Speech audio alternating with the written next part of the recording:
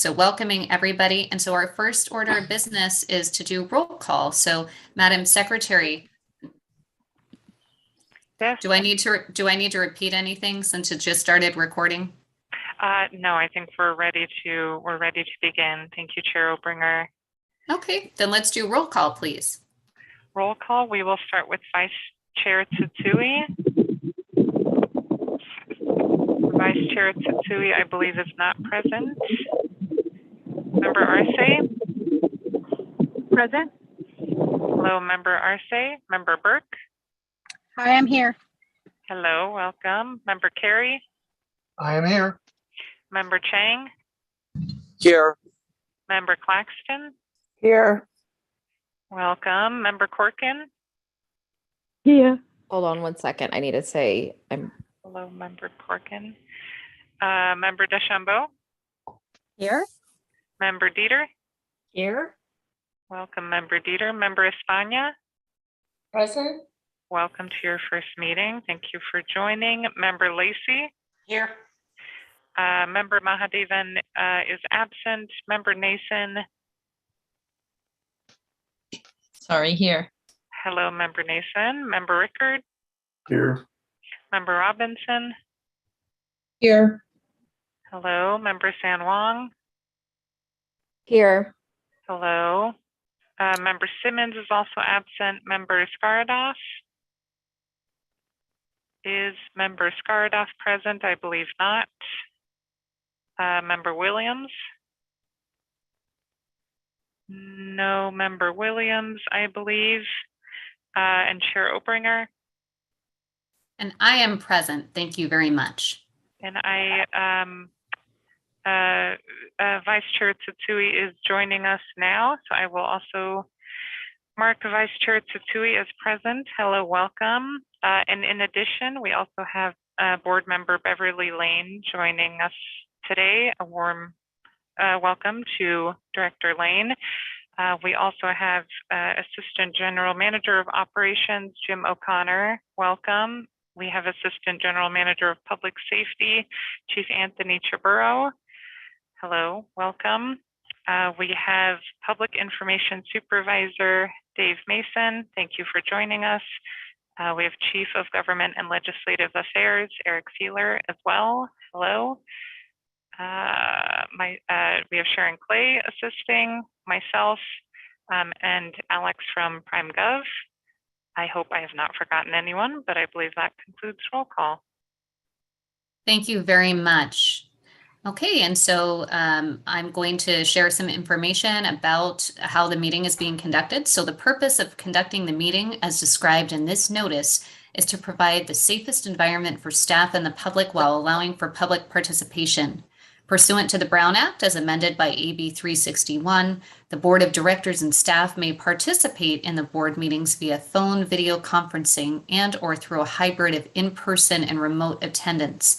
The East Bay Regional Park District, going forward Park District, intends to hold meetings through either an entirely virtual platform or a hybrid of in-person attendance with the Board of Directors, designated staff, and limited members of the public to participate in person at the Park District Headquarters, 2950 Peralta Oaks Court, Oakland, California, and through the Park District's virtual platform, Zoom, which we're using right now. If the committee decides to hold a hybrid in-person meeting, attendance by members of the public will be subject to maximum capacity of 5, as well as compliance with current health and safety protocols. This information can be found on the agenda on the district website, which is ebparks.org. Do any committee members have questions about the meeting procedures? I don't see anyone with a hand raised, so hearing none, we're going to proceed with the agenda. Our next item on the agenda is item number 2, approval of the minutes from our last meeting, which was held on April 25th. And so I just want to see if there's any changes to the minutes, any revisions to the minutes before there is a motion made for approval. And I don't see anyone's hand up. So is there a motion to approve the meeting minutes of April 25th, 2022? I so move. Second. Second. Thank you. And who was the second? I missed that. Michelle. Okay, great. Thank you so much. Madam Secretary, if you would please call roll. Oh, I'm sorry, Irene, I didn't see you. Okay, so we have a motion and a second, and there also is a comment from Irene.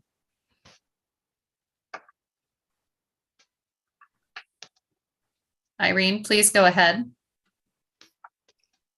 Sorry about that. At the last meeting, I expressed concern over the meeting minutes no longer capturing what was said. And so I wanted to say it again. I'm not prepared to accept these minutes, but I do have a clarifying question to staff. It's how do our perspectives, either collectively or individually, get communicated to the board or to the public for that matter, if they are not in the minutes? Am I unmuted? Oh, I'm muted. Thank you, Member Dieter, for your question. I see our Chief of Government and Legislative Affairs, Eric Feeler, on camera. Yeah, this item isn't actually on the agenda for discussion, but I will inform the committee that the board has access to this video, and often they're watching on YouTube during the meeting, not necessarily on the Zoom. And then the public, so everybody, the board members and the public have to go watch the video, the full video. Again, this is not on the agenda, but yes, that is what. Okay, thank you. And so maybe for the future, since this has come back, oh, actually, I see Director Lane, who is raising her hand.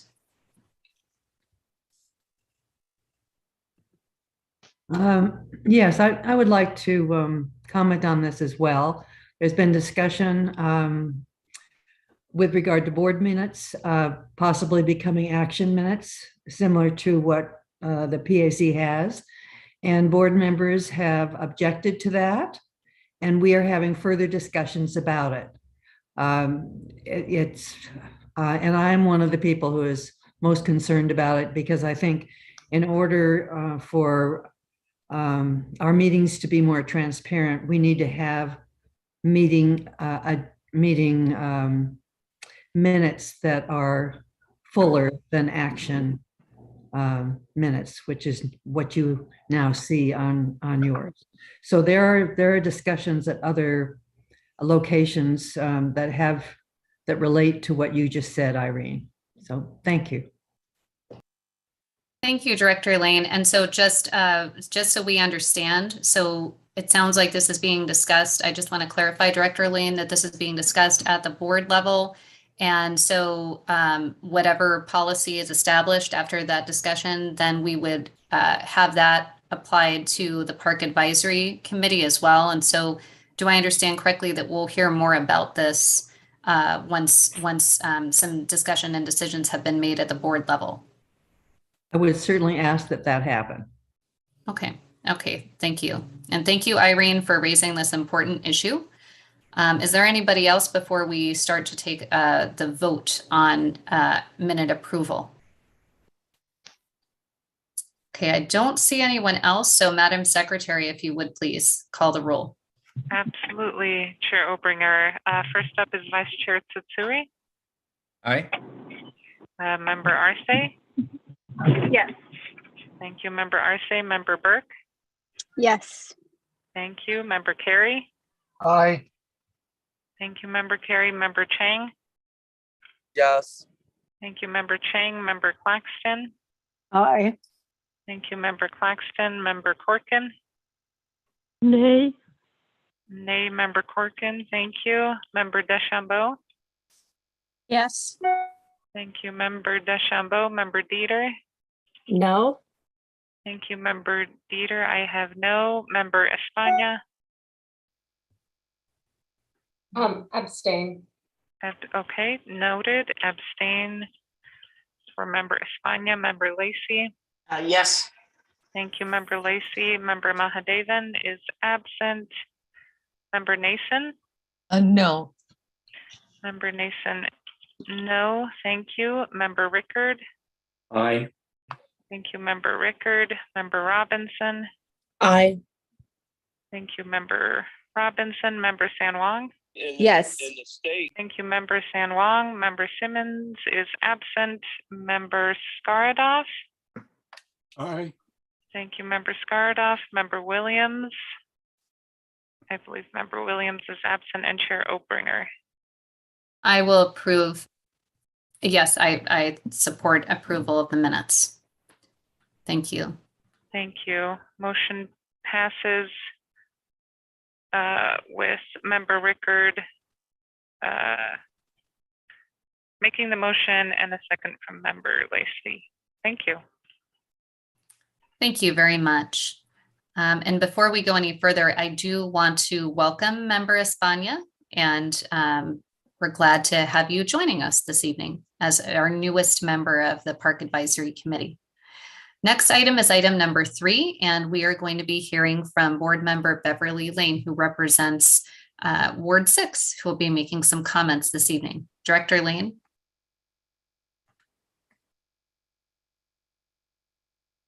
All right. I successfully unmuted. All right. Thank you for the opportunity to talk to you today. I often like to talk about one thing if I come, but I'm going to talk about more today and give you just a little vignette of the many things that are happening in the Park District and the things that most of the things I've been involved in the last month as the summer season starts and we begin to have all kinds of things happening all over the Park District. But I'd like to just start with one of the challenges we are going to have this summer and ask AGM O'Connor to help me with this. Because as we are facing a drought for the summer, we are looking at our lakes having a number of issues, including blue-green algae. And there's a number of our lakes that are usually available for swimming, which will not be available. And I wonder, Jim, if you would just give us a short update on that and which lakes are going to be closed. Sure. Let me just get my list real quick.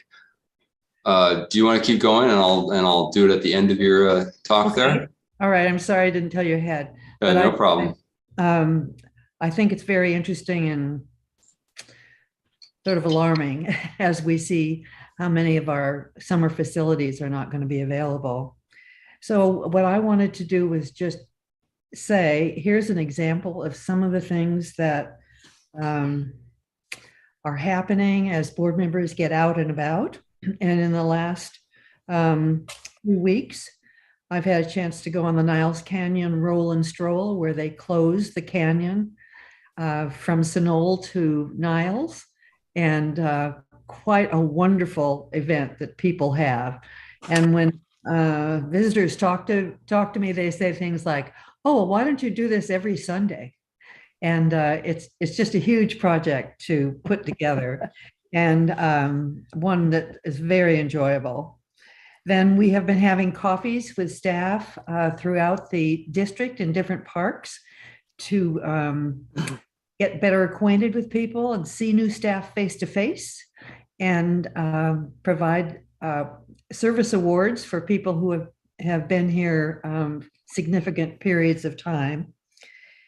Then last week I went to Together Bay Area, the one part of it which was at the Craneway Building. It had been 4 years since I'd been to the Craneway Building in Richmond, and Alice, are you here? Anyway, it was a fascinating afternoon, and events had been scheduled out of Together Bay Area all week. Then on Saturday, I went to the 442nd Memorial in Roberts, which has not happened for a couple of years, but this is again a memorial remembering the Japanese Americans who served in World War II on the 442nd Regimental Attack Team. And then I did go to the California Trails Conference, which was in the Central Valley this year and had a chance to visit the Dos Rios Wildlife Refuge, which was just announced by Governor Newsom as our newest California state park. And I can say that I was there. It was a very interesting experience to tour the refuge, which they did in the morning before the conference started. And then finally, just to mention that our naturalists from the Park District are meeting with the National Park Service naturalists to continue their planning for the focus of the visitor center at Thurgood Marshall Regional Park. And to put together a visitor center and to especially do it jointly with another park agency is in itself quite a challenge. And I'm pleased to hear that they are proceeding with a series of meetings on what the focus of that visitor center will be. And for that, that's some of the things that I did. And other board members were doing many other things as well, including some conferences that are significant for us. So Jim, would you tell us a little something about lakes for this summer?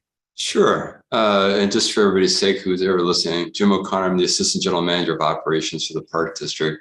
So just a rundown, we normally have in the summertime 10 guarded swim areas. Those are areas where we have lifeguard services in place for swimming.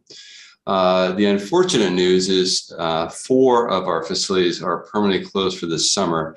Just very quickly, I'll give you the rundown. Lake Anza, we are doing some repairs there due to storm damage from last winter's storms. Contra Loma, we have to redo the bottom of the pool. The coating on the bottom of the pool had some issues, and so that has to be drained and redone, and we're in the process of doing that, but unfortunately will not be in time for this swim season. Roberts Pool, it's a sad but good story. We're replacing that pool completely with a brand new pool, so that's in play for this summer, and hopefully we'll have it open for next summer. And Shadow Cliffs, unfortunately, is a result of the drought. We were unable to fill Shadow Cliffs Reservoir this winter because of the low water levels, so that will remain closed for the season.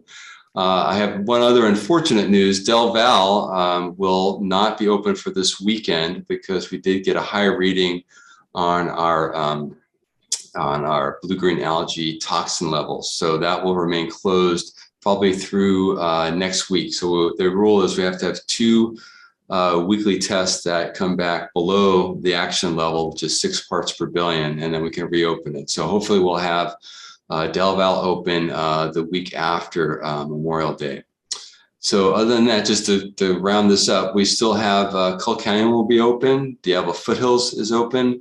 Don Castro is open. Lake Temescal is open. And Quarry Lakes are open for swimming. And of course, our unguarded 2 swim areas are Crown Beach and Keller Beach. So those will also be open this summer. So Director Lane, does that answer your question? Thank you very much. You're welcome. So that concludes my report, Carolyn. Thank you very much. And so I just want to see if there's anyone who has any questions for Director Lane while we have her here. It looks like Susie, you have a hand up. Yeah, what is the park, the state park you said that just opened and you attended the opening? Was it Del Rios? This is Dos Rios, which Dos Rios? it's a wildlife refuge, and it will be a state park. And right now it's only open to special tours, and it's adjacent to San Joaquin and Tuolumne rivers. Those are the Dos Rios. Okay, thanks. You're welcome.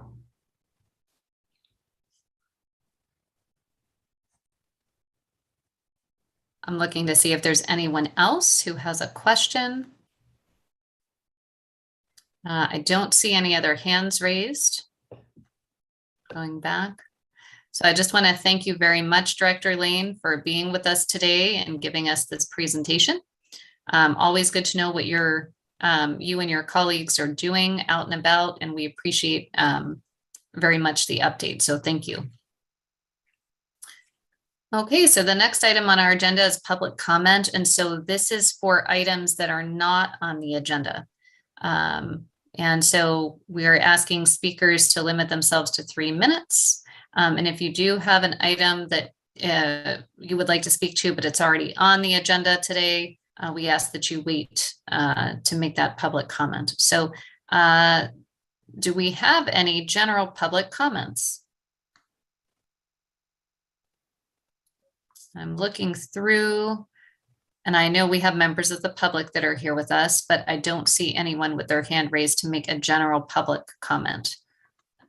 So I'm going to close that agenda item, and maybe folks are going to want to talk about item number 5, presentation. So that's our trail use education and community engagement plan update.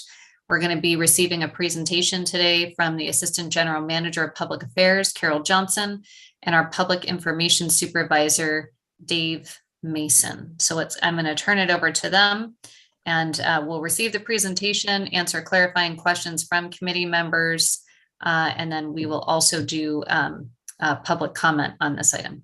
So I'm going to turn it over to Carol and Dave.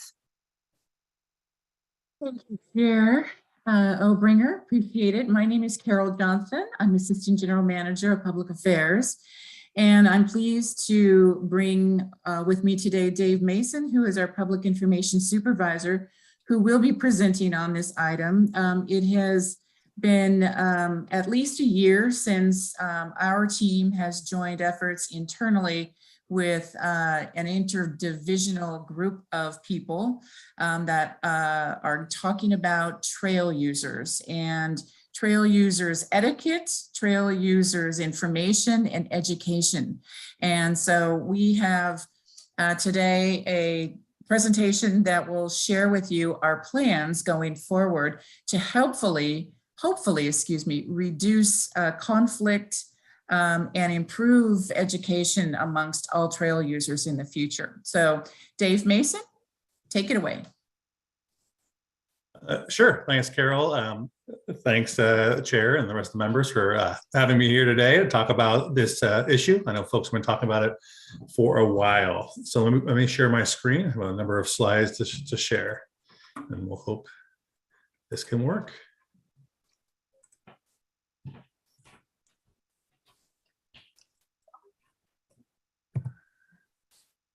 Perfect.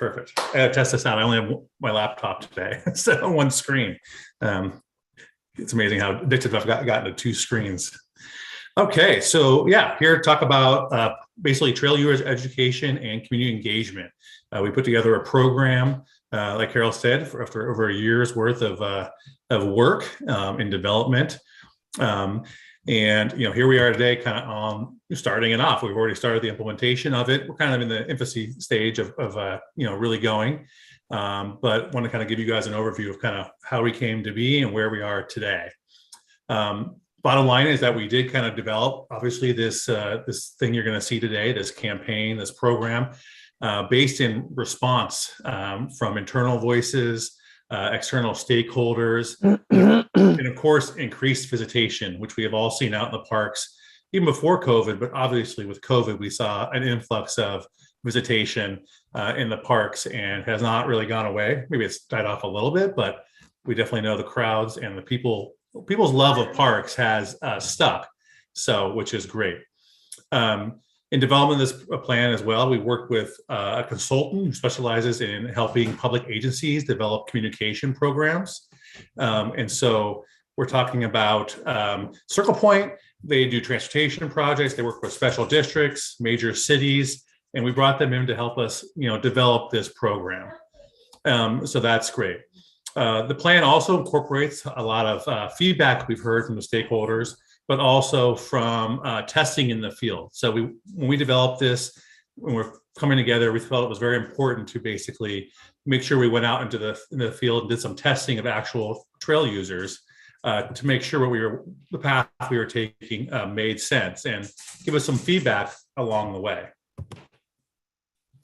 And obviously, with the increase of usership in the parks, trail use, it raises chances for conflicts, safety issues, things that happen on the trails. Obviously, a lot of the new folks that came into the trails and found the trails during COVID, they're new users who aren't as familiar with the rules or the etiquette, unwritten rules, so to say, on the trails. So obviously there's a large education need there for the new users. But in general, even before COVID, we wanted to obviously do education to try to reduce conflicts between the trail users and basically improve safety. At the end of the day, this is a lot about safety and making sure people feel safe, are safe on the trails.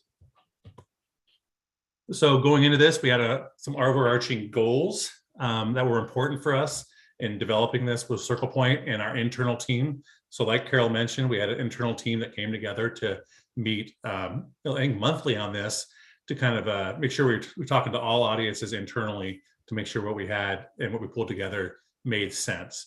But we knew at the end of the day, we wanted to have something that promoted a culture, it was positive, and talked about respecting each other on the trails. We didn't want to have something that was negative and shaming anybody. We wanted to make sure at the end of the day, we had something that was positive. That's kind of consistent with the district and its overarching, way it communicates with the public is, at least from the district side, we know we have public safety and we have other entities. Sometimes we have to get involved in that way. But in terms of a public education effort, we want to make sure we stayed somewhat positive in terms of getting the information out, and that we want to just promote better interaction and behavior between trail users. And also at the end of the day, we want to basically reduce conflicts on the trails and improve safety on the trails, and also address the issues and the needs district-wide. So not just go after one user group or one geographic area or one park. We wanted to make sure we had something that really address the needs of the entire district in terms of user groups. And of course, when it came down to it, we also identified, when it came down to it, you're talking about certain target audiences and that we wanted to improve behavior with or inform of issues and ways that use the trails. So we had kind of our hikers, walkers, and runners. We have our dog walkers that kind of fit into that group because obviously they're hiking, but with a dog. But they deserve a special attention as well. Bicyclists, both mountain bikers and recreational bikers, and then of course equestrians as well. And then we have other groups that kind of round out things in a way in terms of ADA folks that are going out to the trails and they need to know about trail use for ADA reasons. And then obviously we have a lot of folks that are nature lovers who go out to the trails for that reason. But a lot of times it came down to the top 3: hikers, walkers, runners, including dog walkers, bicyclists, and equestrians. So message development, obviously we want to develop the plan, but developing the message was, very important. We want to have something that worked well, was effective, and everybody kind of, made sense to them easily. And so Circle Point recommended that we should test a number of messages out in the field. And that we would try one overarching theme that would kind of work with everyone. Well, we know the messages wouldn't work with everybody. We knew there might be, we were hoping there might be a chance for an overarching theme that could work with everybody no matter what their trail use was. Second part here is that we wanted to be able to kind of develop that theme deeper down to be tailored to specific user groups. So if we had an overarching theme and it worked out, we knew that we wanted to target specific messages to specific user groups to improve that behavior. So hikers, for instance, will get a certain message, where all equestrians will get a different message. And we knew that for it to work pretty clearly at the beginning, we found out, we're like, you know what, we can't just blast one message in a couple bullets. We had to have a theme and a couple, a handful of information for different user groups to really get the effectiveness that we wanted. And so in developing the initial concepts for testing, we kind of came up with Circle Point came up with 3 concepts. One was kind of a pure informational trail use 101 concept. And so that was an important one. Oh, great. So, information heavy, but that was one concept. Another one was kind of more values oriented. Trails are for everyone. So it's not about a policy position. It's more about a value concept that, hey, trails are for everyone. We all need to get along on the trails type of thing. And that promoted kind of some values on the trails and good behavior. And then we also had one called, Be a Good Trail Neighbor, that really focused more on highlighting the trail diversity on the trails. And so we went out into the field and we tested, or Circle Point rather, and we actually had some ambassadors tested as well. But basically we went out and we tested kind of these concepts, those visuals on the right. We engaged with conversations with folks, or Circle Point, who's very good at this, engaged with conversations with folks, tested the concepts. We also did social media testing on these. So these actual graphics here were both printed and talked with folks at the parks, but we also ended up doing some testing on social media, which is where you can basically, you do some posts and you can see which ones, got the most clicks and which ones were the folks most interested in. And so we got between the two of those, we got some pretty valuable feedback to help us in trying to come up with a final preferred message. So some of the takeaways from that testing out in the field and on social media was that there definitely was a strong preference for limited text. Going into this, I saw the Trail Use 101. I'm like, hey, it's pretty, that's pretty cool. It's like right to the point, has the information. But when I went out and got tested, folks were like, that's just, I'm on the trails going for a hike. I'm not going to stop and read a long, document. So it doesn't really work, even though it's great maybe for a website or whatnot, it doesn't really work for overarching campaign to get information out. So they said, they didn't want things that were text heavy. And that's pretty consistent with what people say, but we thought maybe there was a chance here, on something that was about the bread and butter of the district, hiking and biking and equestrians on the trails, right? So that was important. People said they were more likely to actually stop and notice things as well if they were short and included photos and of quality photos. So we knew that was important. And they said, some of the signs had really, really good photos. And so that was really, really cool when folks were like, I really like that photo of a biker and that will draw me in and I'll pay attention to a message. But we found out though, is that it wasn't about having multiple photos there. It was about having a photo of the person with the behavior you wanted to change. So if we wanted to have a message to a biker, we wanted to have a picture of they said they would like to have a picture of a biker talking, in the picture to grab their attention. So if we have a message about a bike message and we have a picture of a hiker in there and a biker, they're not going to really pay attention. But if it has a powerful picture of a biker, it'll get their attention. Is what it comes down to. So that was important. Hold on one second. Guys, quiet. I apologize. My wife has COVID this morning. I've been kicked out of my office upstairs. I'm now in the general work area at home. I can't go to the office because I have exposure. So, but so far so good until, of course, I'm presenting. So here's what we came up with. With Circle Point at the end of the day, kind of a combination of the value-oriented one that had trails are for everyone, and the other one that highlighted the trail diversity. This photo here, it has all four, it has many different pictures in it, and this is kind of the only place where we're really going to see that is on one graphic where we can pull it all together. Otherwise, everything is going to have mostly one photo and a simple message that goes with it targeted to that user group.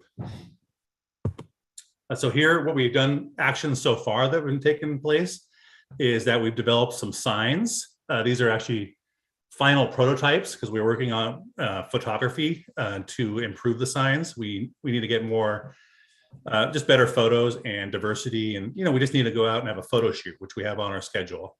And that's just because this is only 6 of them. We actually have 6 more because the concept is to provide a suite of photos to operations and to others that they can use as needed in the field for whatever the challenge on the trails is. So some signs might make sense in some places, other signs in other places. And so that's the idea, is to develop a suite, actually it's 12 signs at the end of the day, that'll be provided to operations with high quality photography, but mostly this text in it, plus 6 other ones with a different text. So this is what the signage will look like in the parks at the end of the day. Another action that was taken early on that the Sean and some of the folks in the Trails Division and operations worked on as well as a CDG in the construction of these kiosks, is at 2 parks putting up kind of a pilot project of bike belt kiosks to promote safety on the trails. And so this is being utilized at Crockett Hills and Alhambra Creek staging area at Briones. REI helped, and the Regional Parks Foundation helped fund it. And we have partnerships with Bicycle Trails Council of the East Bay, who is helping monitor and maintain the bell supplies in those. And they've been pretty positive, pretty well received so far. Haven't gotten a recent report on them, but initially definitely positive results. But most of those results are, anecdotal from people saying, "Oh, I love them and I'm going to use them." But obviously, we need a little more time to figure out how it's actually, is it improving the trails itself? And the other action item that we've taken initially in the early stages here, while we were developing the plan even, is we've started a survey at Trailheads, what we call an intercepts survey, where we talk to people when they're actually walking off the trails. So it's a way to get really quality information. It's not when folks are at their home, just kind of thinking. It's more actually their perceptions right when they get off the trail. And so we got about 50 of these done so far. The plan, well, actually 50 plus 69.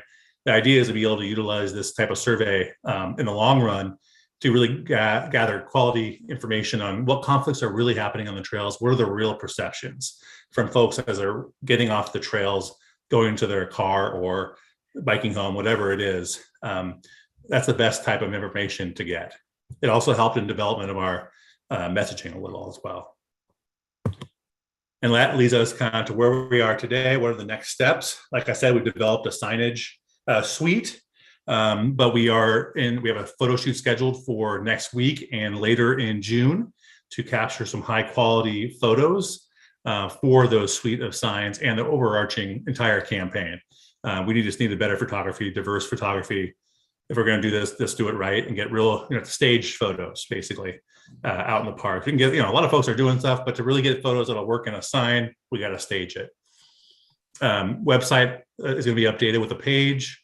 We're working on a brochure that is pretty far along and just we're waiting for those photos. Social media will be part of this campaign as well, getting information out that way. Earned media potentially in newspapers and other things that are earned or free if we get the information to them.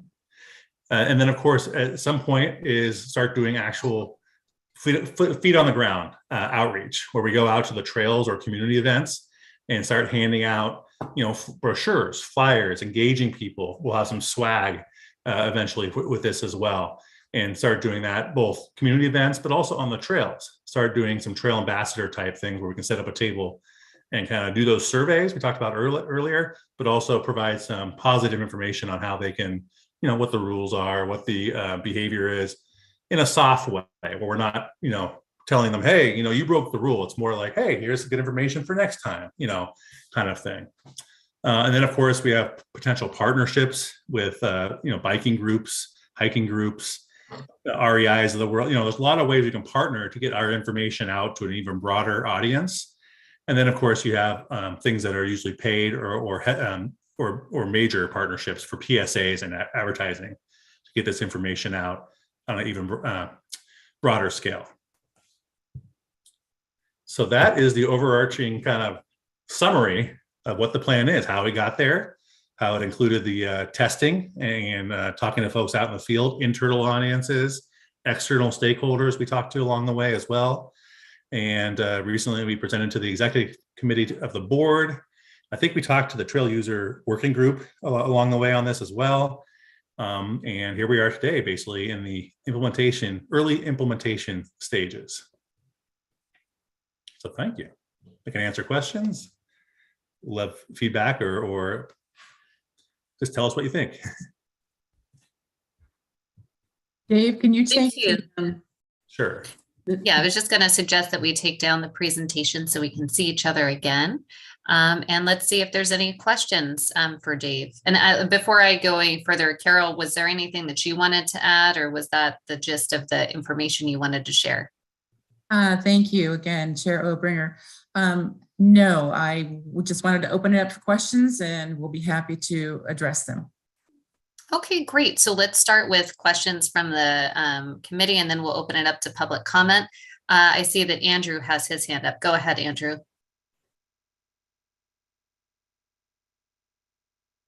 There we go. You're going to roll this out again. When? What's the time frame? And the second thing is, are these brochures going to be done on something that is environmentally safe, and not some sort of paper that won't be closed?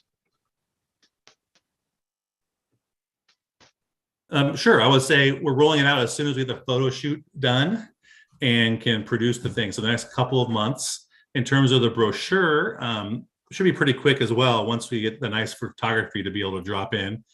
In terms of material, whenever we do brochures, we're using recycled material or recycled paper of a certain percentage. I forgot what it is, but we do take that into mind, and we'll follow the procedures and policies we have with all of our brochures at the district. We do, in a lot of ways, we're in the brochure business, even though we do have a lot of partnerships now electronically to get information out.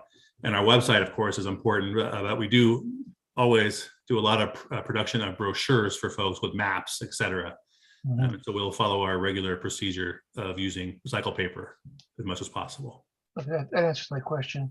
My concern is I've seen an awful lot of brochures dropped on the ground a couple 100 yards from the place they were picked up. That's all. Thank you. Thank you. Next, we have Susie, followed by Elisa.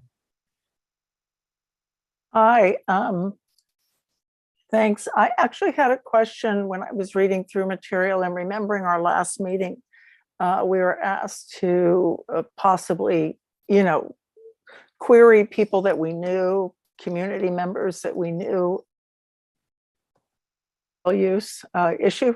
And I was thinking we need a short survey to ask people the same questions so we don't just randomly say this, that, and the other thing to somebody. So I was trying to look closely at your survey. It is short, just a few questions.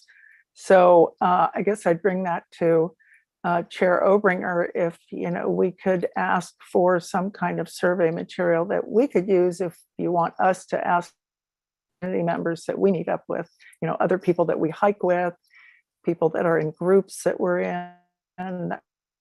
And on the digital and advertising, I noticed in our agenda materials, I would add a couple of ad placements. If you haven't already thought of them, you may have already thought of them, but you just don't have them listed. And that is the Patch and the Tri-City Voice.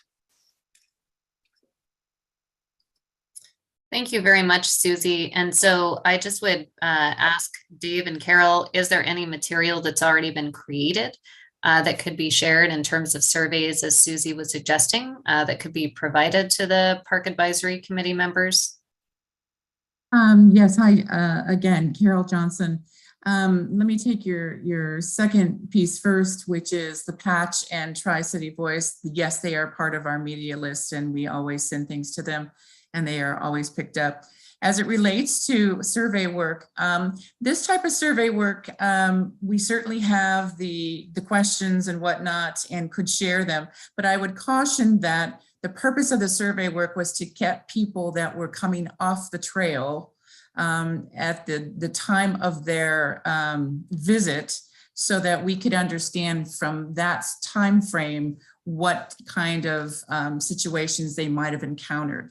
What is unique about that is so that we can talk to other folks within our operations team to gather information as to what may be happening out there around those times, rather than just simply putting a survey out in the community and having people air their views that may just be different points of view without actually having a timestamp that is affiliated with it. So we can certainly talk with Jim O'Connor and anybody else from the district side as to how to get the survey type of information into your hands in a meaningful way, so that we can get the kind of useful information from it with regard to people actually on the trails, at that time.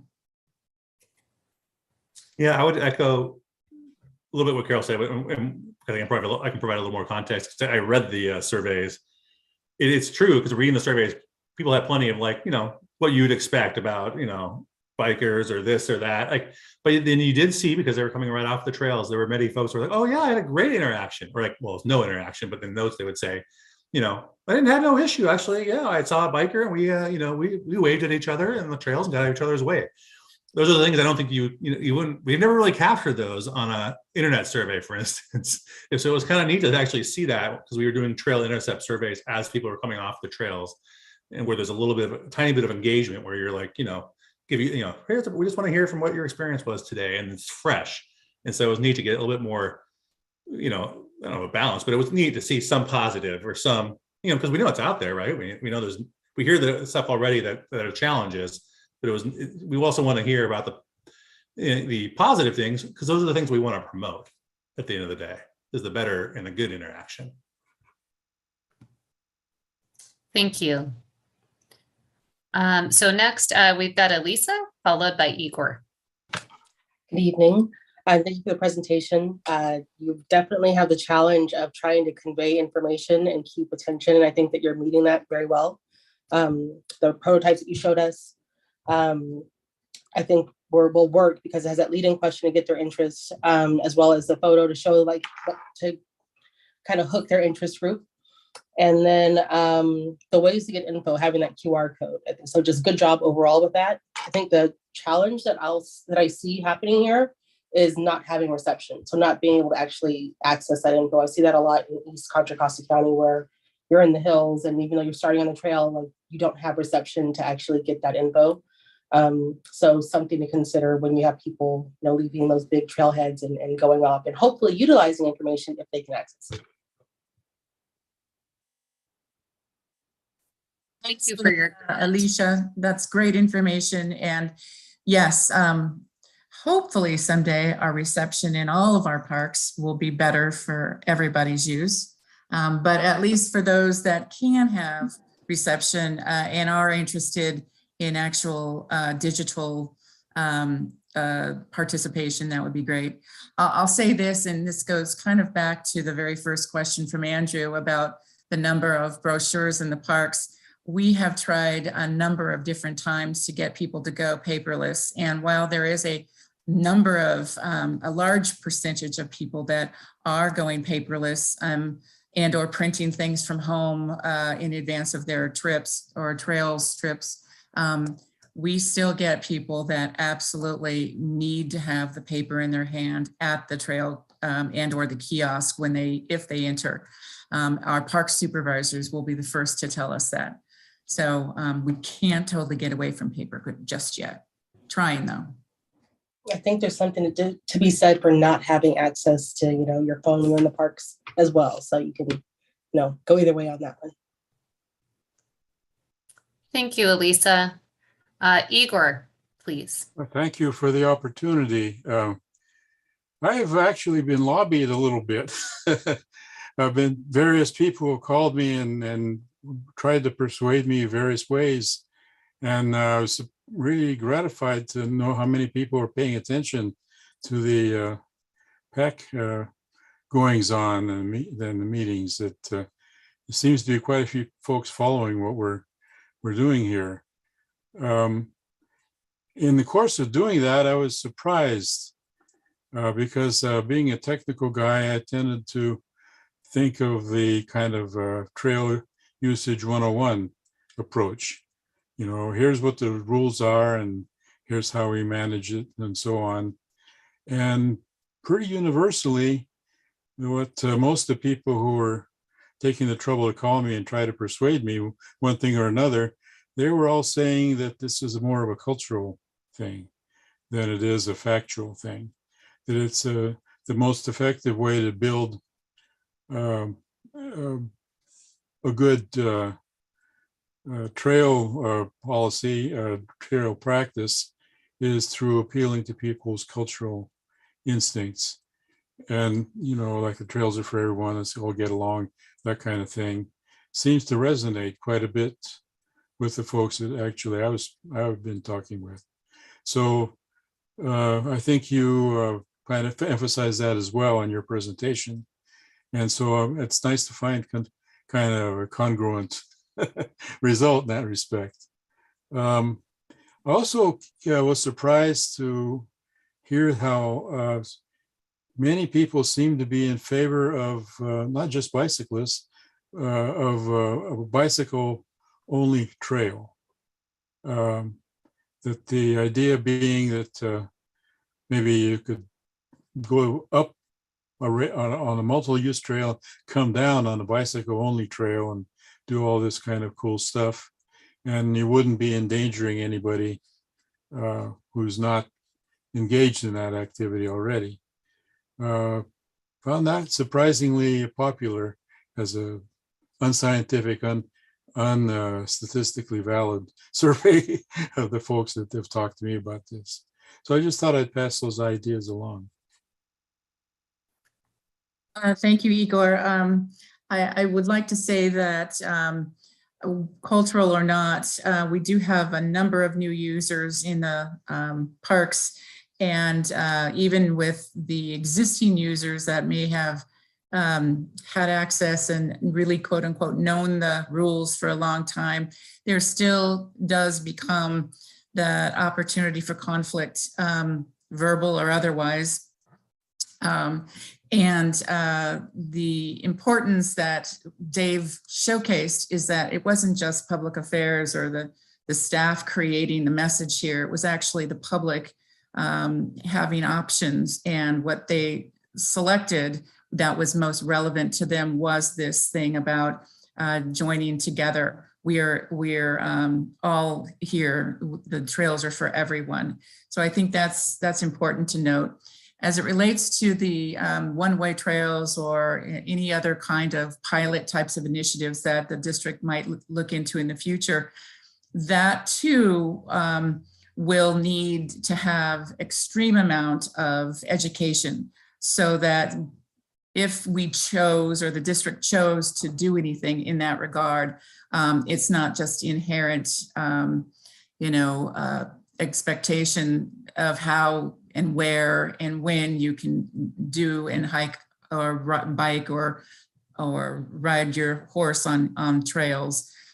It would really require an immense amount of constant communication. And I think ultimately, to reduce conflict, communication is really one of the most critical tools that we have, that we need to use at all levels, in the parks, from the main office, from our board, from those of you also with your communities, and through the general population, the media, and other signage types of approaches. We really do need to be in it together, just like the message on the signage says that the trails are for everyone. So communication is really important from every type of place.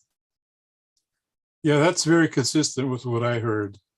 I didn't mention communication specifically, but to me, that's kind of the cultural aspect of it, to make sure everybody gets the message and understands sort of the all of us together kind of idea, rather than just having to obey these damn rules kind of thing. Okay. Well, thank you very much. I am just checking quickly to see if there's any other members of the PAC who have questions before we take this to the public comment. So I don't see any other PAC members with hands raised. So let us go to public comment. If Madam Secretary could please assist me with that. I see at least 2 members of the public have asked to speak thus far on this topic. So why don't we start with Amelia Marshall and then Kelly Abreu. Those are the 2 I'm aware of right now. So Amelia. Okay, good afternoon, everyone. My name is Amelia Marshall, representing the California State Horsemen's Association Region 5. The Park District has developed a very fine public information program, and surely it will receive a lot of support from the members of the public, it's great to know what the rules are. However, let's be cautious to not over-rely on education alone when trail design and law enforcement are also important factors in addressing the related problems of trail conflicts and bootleg trail construction. There's a very interesting theory going around that one of the motivations for those who build rogue trails for bicycling is a desire to get away from other trail users, hikers and horses. If the goal is to engage in stimulation-seeking style of riding, conflicts on the trail would only slow that down. So it's been a revelation to me in talking to bicyclists and advocates around town that they actually would prefer to be on separate trails, just like hikers and horses would prefer to not have encounters with bikes on trails. So we respectfully recommend that the Park District design new trails with separate tracks for bicycles and for other types of users. Thank you very much. Thank you. Thank you, Amelia. Next, we have Kelly Abreu. Go ahead, Kelly. Thank you. Yeah, the Park District is so big that and is so corporate that this campaign it becomes an overarching campaign with a generic corporate message. It's not highly targeted. It doesn't address, it kind of has broad themes. It doesn't address any specific safety problems that are happening in any particular places. For example, the drinking water at Mission Peak, the high-speed bike riders in certain places, the car break-ins at some particular places. The problems are all different. Every place is unique, and this generic bland, plain vanilla corporate messaging doesn't account for that. And then communications is a two-way street. And this district doesn't understand that whether people are receiving the messages. For example, at Fargus Plateau, it was assumed that posting a sign 20 feet away from the water was to communicate that there's drinking water in there, even though the sign doesn't say anything about drinking water. And the map that's posted at the restroom said, as of a couple of days ago, there is no drinking water here in this park.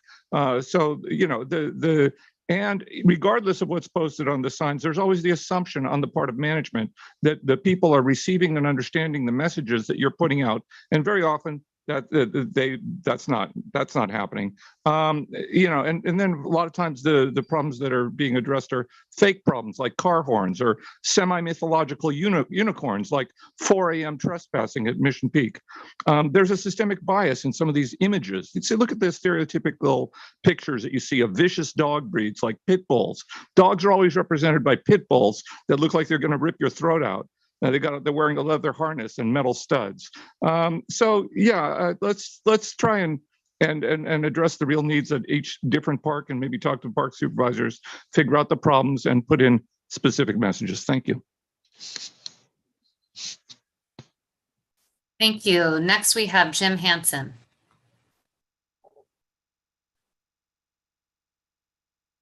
Go ahead, Jim.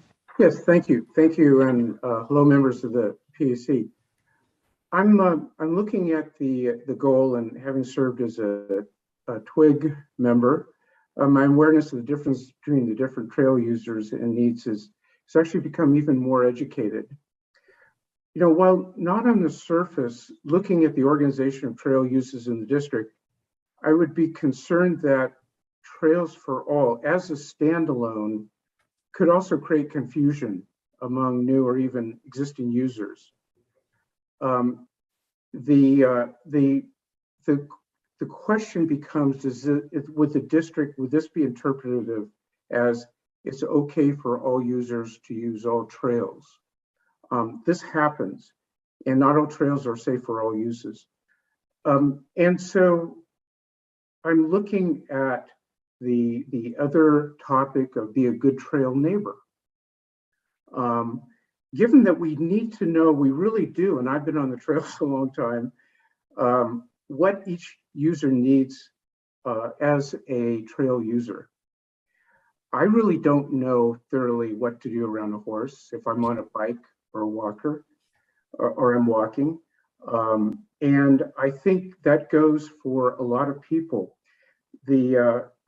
So I'm going to suggest that really the combination, and I understand the purpose of having a really short phrase, but Trails for All, be a good trail neighbor, really gets at standards for each of us as a user in interacting with the others on the trails. And in that vein, I would suggest that the photos show and be really illustrative of how a biker and a walker, a biker and a horse, and all those combinations work together. Because frankly, a lot of us do not know how to use the trail triangle, the give a right of way this way and that way. We don't really know how it looks, and we're out there guessing. So I think educating us on how that would work does get beyond the big phrases into the reality through the use of photos and even showing a wide trail. I notice these are all narrow trails. The wide trails do serve a purpose of a lot of people get along very well in that situation. So, and I'll just leave it to say, I'm glad to see that there are metrics, and I'm glad that these were shared in some of the initial surveys. I would ask that an email be included on the publicity so people can continue to write in and make suggestions. And I would also ask that these metrics be posted on the website by park and district-wide, so we can follow, what's going on. We're all in a learning process here. And I'll just leave my remarks at that. Thank you very much. Thank you, Jim. I'm trying to see if there are any other members of the public who would like to speak. I think I see Oli waving a finger. I think that's indicating you'd like to talk. So go ahead, Oli. Yeah, this is Ole Olson. I'm speaking only for myself now. This is not a critique, but a little something for Dave.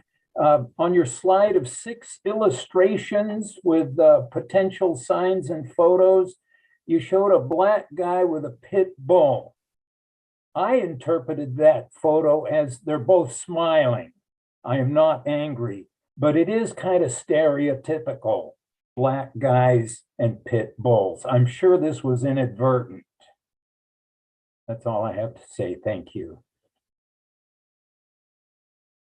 Thank you. All right, I'm looking to see if we've got other folks who would like to comment on this. And Madam Secretary, if you would please help me. I want to make sure we don't miss any members of the public. Chair Obringer, I believe that is it for public comment. We received one additional comment via email that I can share with committee members. Okay, great. And so will that be shared via email, or are you saying that would be read out loud? I will share via email, correct. Okay, great. Well, thank you very much. Okay, well then, at this point in time then, so that was item 5A. And so we're gonna, I guess just a final question I would ask, that we had this conversation. And so if Carol or Dave could just share with us in summary next steps in terms of, timeline for this plan to be implemented, et cetera, that would be helpful to know, or just reiterate that. Sure. Well, we have a photo shoot, and the reason for a photo shoot, as Dave may have outlined, is exactly for the reasons many of you have been thinking, and somebody's actually already voiced. We really do want to show what a potential conflict could look like in a pleasant way, of course. And so we're actually going to have to create some visuals actually on the trail. That is planned for June 6th, I believe. And we will be creating the signage from those images. And then we can actually bring that back to this committee and share kind of what we're thinking about some of the final imagery for this campaign. Happy to do that. And to acknowledge Mr. Olson's comment, while I completely respect and understand that point of view that you mentioned regarding an African-American individual and a pit bull dog. Actually, we use that because that's actually his dog, and he often sends us very interesting photos that work in high resolution purposes. So he's a very active member of the community who rides in our parks regularly and or walks with his dog. So it was an actual real person with his dog, but we will look into that as well so that we can stay away from any potential perceived conflicts. So I will defer to Eric as to when, once we are completed with the imagery, when he can fit that back on his schedule to have us report back to you. Okay, that sounds good. Eric, do you have any sense? This might be something that comes back to us in the fall. I think it could come back anytime that when it's ready and when you all have interest in learning where things are. Okay. Well, it sounds like the photos will be taken, and so sometime in the next few months, then this will be able to be shared with us to provide some more feedback. Great. Thank you very much. Okay, well, I think that's it for this item 5A.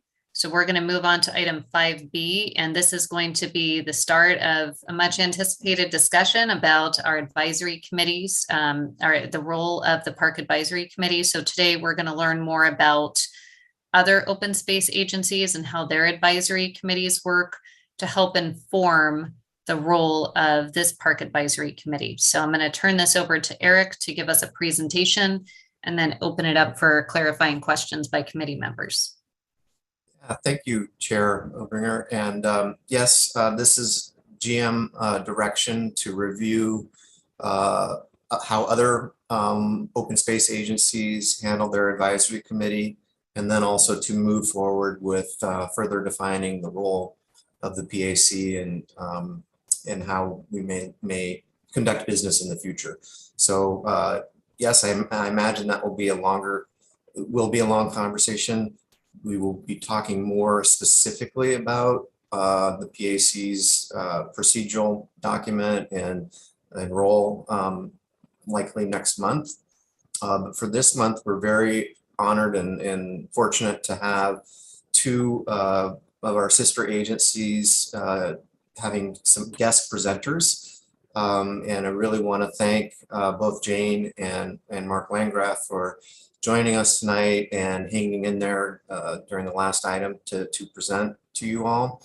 I think if you had a chance to look at the materials in the packet between the Citizens Advisory Handbook and then the La Honda Public Access Working Group, very contrasting approaches to incorporating the public into advisory capacity with their boards. So I think it's really fortunate that we have such a sharp, or maybe not sharp, but we have very different approaches to hear and learn from. And so I'm going to ask Jane and then Mark to both make short presentations, and then I'm hoping that this group can have a little bit of back and forth in terms of questions and approaches, and we'll take notes so that we can incorporate that into our future proceedings and about how the PAC wants to be organized. So with that, Jane, I'm very, very pleased that you're able to stay on, and hope that you might be able to kick us off with your presentation. Oh, and I should say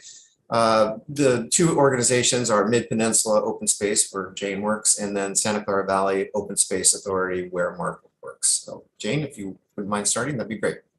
Sure. Thank you so much, Eric. Well, good afternoon.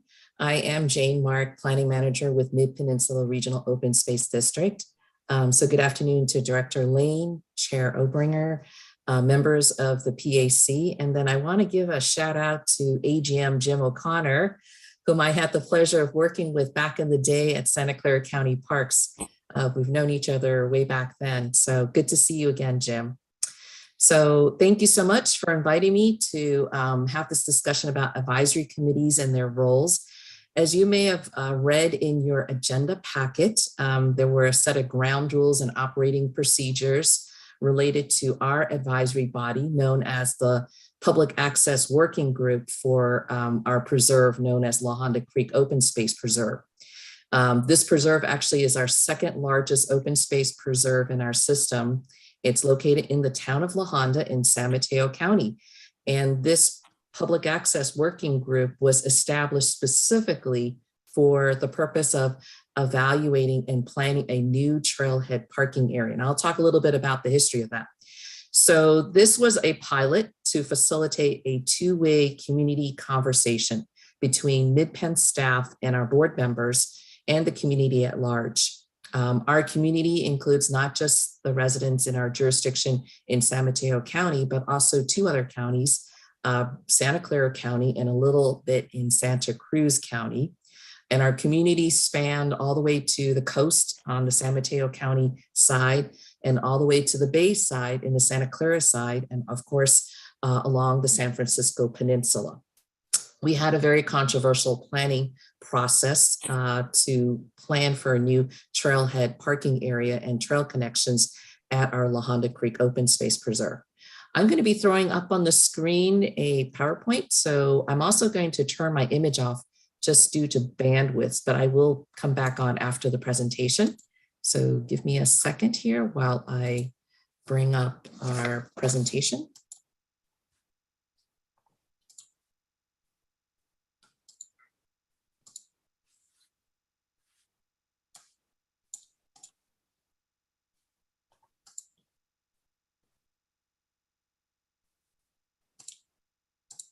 All right, is everyone seeing the PowerPoint on the screen? Okay, great, thank you. So we had, this is a beautiful photo of our La Honda Creek Open Space Preserve. We had the benefit of working with the facilitation consultant team to support this public access working group. We had an 8-month process working with the working group. These meetings were governed by Brown Act. We had public comment periods through the meeting periods at the beginning and end. All of our agendas, meeting summaries, presentation materials were all uploaded onto our project website. And of course, we did broad notification. The outcome of this pilot advisory body resulted in a very successful collaborative and constructive process with active participation from all of the members of the working group that really discussed hard issues, similar to what I'm hearing earlier today about trail use and conflicts.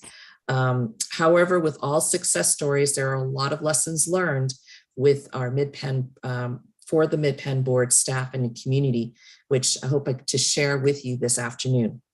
So back in 2018, Midpen was implementing a board-approved master plan for La Honda Creek Open Space Preserve, where we were putting together a site plan for a new trailhead parking and trail connections in the central area of this preserve. Roughly 100 community members attended a board meeting in 2018, with close to 1,000 represented on a petition, most of them expressing opposition to our proposal for the parking area. Key concerns centered around safe ingress, egress into the parking area from the highway, as well as visual impacts on the pastoral views of the Red Barn, which is a cultural resource and a local landmark for the residents and the surrounding rural landscape. So our board, in response to these concerns, initiated a community process to engage and convene a group of residents and stakeholders from throughout our jurisdiction, with strong emphasis of representation from the local community to investigate and evaluate a series of options to provide public access to this currently closed area of our preserve. The goal of this working group was to identify what sites or access options warranted further evaluation in a subsequent feasibility study phase. So this working group was convened to provide project-specific recommendations that would then be forwarded to our board committee, known as the Planning and Natural Resources Committee, for their consideration before it's advanced to final recommendations to our full board of directors. Our Midpen board played a key role in the establishment of this 13-member Public Access Working Group. Our board approved the recommended strategy for the composition and the formation of this pilot working group. They selected 2 board liaisons to participate in this working group. And also they interviewed candidates from the community to fill 3 seats, the La Honda area seats, specifically held for the La Honda community.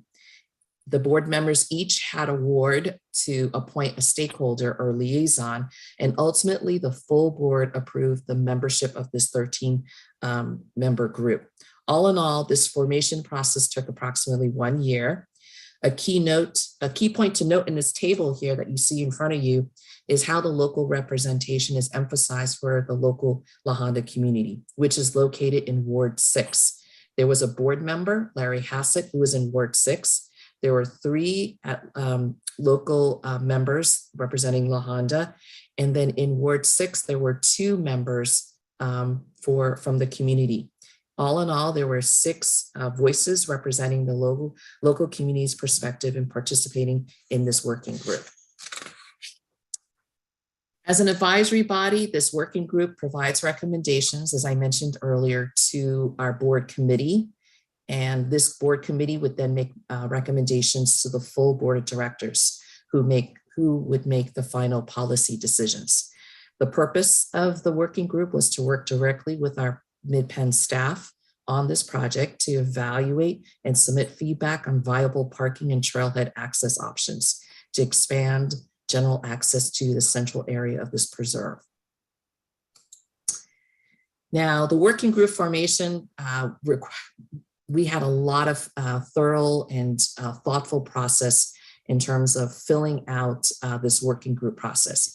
We certainly wanted to attain a balanced perspective. The working group was formed to incorporate interests and concerns of both the local community and the broader population of residents, our constituents within the overall Midpen boundaries. The board, of course, partook in a nomination process of ward representatives, and they took into consideration the backgrounds of each nominee to help represent their ward and really tap into different visitor user groups who frequented our preserves: hikers, equestrians, bicyclists, dog walkers, and etc., so that we could incorporate the various user experiences and perspectives. It was important to cultivate public participation. We recognized the need to continue pursuing broader perspectives from the community. So these were all public meetings. We wanted to make sure the board participated. So there were 2 liaisons from the board who participated in each and every one of these working group meetings. Retaining an outside facilitator was also deemed invaluable by both our staff and the working group. Having this third-party neutral facilitator can be beneficial and critical on complex, sensitive, high-profile projects that garner strong community interests. And the facilitator attended all the meetings and site visits to help develop a deeper and trusting relationship with the group members, the community, and this project. Having clear goals and ground rules, that's a critical step that we did early on. And that was shared constantly throughout the working group process. Oftentimes we had posters printed and available at each and every meeting. Workload and time commitment. Given that attendance and assignments were key components of this working group success, this was important for our working group members to understand that level of commitment by being on this working group. In terms of management of the working group, there were a number of things we learned. Getting to know you phase. For our working group members, it was really important to have that time for them to know each other. Having the broad orientation of the goals, the ground roots, the background, but really for each of them to connect with each other to serve on this working group. And, you know, when you start looking at assigning specific roles for the working group members, such as a chair and vice chair, to provide leadership for the group and to work directly with the project staff, it's important that the working group members understood who they would nominate and vote for to fill that chair and vice chair position. And some thoughts we had later on was perhaps in the future that we would assign co-chairs instead of having a chair and vice chair, where they could equally share in the responsibility of chairing these meetings. Establishing baseline background, that's so important. All of our working group members came from throughout our jurisdiction with varying degrees of familiarity with our preserve, the project, and our planning and engagement processes. So to make sure that all of our working group members have the same level of knowledge of the project in Midpen, we provided sufficient orientation to all of our background information so that they can all be informed in the decision-making process. We also had some difficult conversations that we had to manage through the process, and having a trained facilitator was critical to ensuring that all group members had an opportunity to speak, be heard, and understood so that we can have a productive and professional meeting. And constant reminders and referral back to our goals and ground rules were really important to overcome these difficult conversations. Process management. I can't speak enough of the level of effort to support meetings and documentation of this process. You have to have sufficient resources to do all this.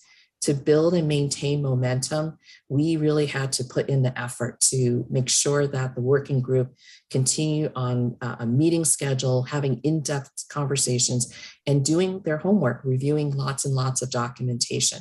We had to administer a Brown Act process. Working groups were held probably once a month, and these meetings lasted between 3 to 4 hours, and we also had site tours for the working group members. Focusing on project management was very important as well. It was very helpful for the working group members to have sufficient reading material, oftentimes more than they can read, to be informed of the preserved background and the resources that are available and the types of challenges in terms of identifying the public access opportunities. There is definitely a need to be careful about how much staff time there is. We needed 2 dedicated planners on this project and this process. In addition to that staff time, we also had support from our administration and other departments. Even something as simple as hosting a site tour, we needed drivers and narrators and someone to take notes and setting up the refreshments and etc. Our leadership team in our general manager's office also provided a lot of time and effort here, which really reinforced the importance and priority of this working group process. Public involvement was definitely continuous throughout this process. To engage the public, or to facilitate effective public engagement, we had 2 opportunities for public comments during the meeting, at the beginning, at the end. We did broad notification, expanding our notification beyond the typical 300 feet notification. Also posting it at the local post office and our Trailhead signboards. We knew that broad engagement was really important and critical to this discussion.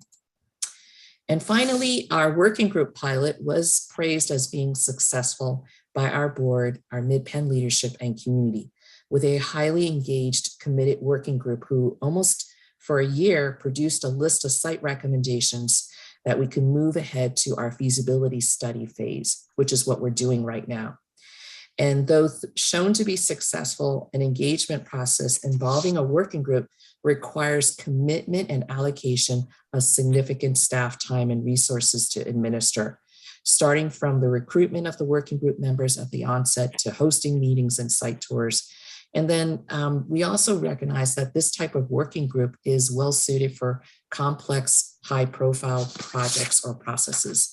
Given the amount of resources that are required for this level of engagement, we've decided to reserve this working group stakeholder process for highly complex planning processes that are of strong interest to a wide spectrum of our Midpen constituents. Some of our other planning processes may benefit from borrowing some of the elements of this working group process and scaling it appropriately. We've had the opportunity to present these lessons learned with our board at the conclusion of our pilot, and there were some really great discussions at that time. So with that, I conclude our presentation. I'll be happy to answer any questions that you may have. Thank you. Carlin, may I just ask, would the group prefer to see Mark's presentation from Santa Clara Valley and then ask questions all at once at the end? Or would you like to ask questions of Jane now and then move on to Mark?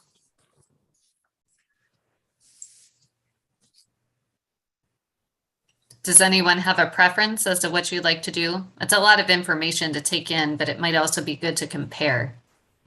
I think I'd like to hear both first. Okay.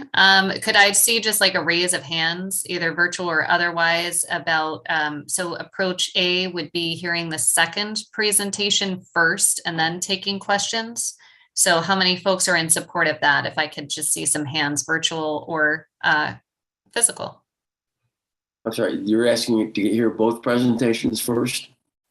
Yes. Mm-hmm. Yep, I'm for that. Okay. And then let's also see how many people would prefer the second to ask the questions now of this first presentation, and then we get the second presentation and ask questions of that presenter. If I could see some hands for that option, please.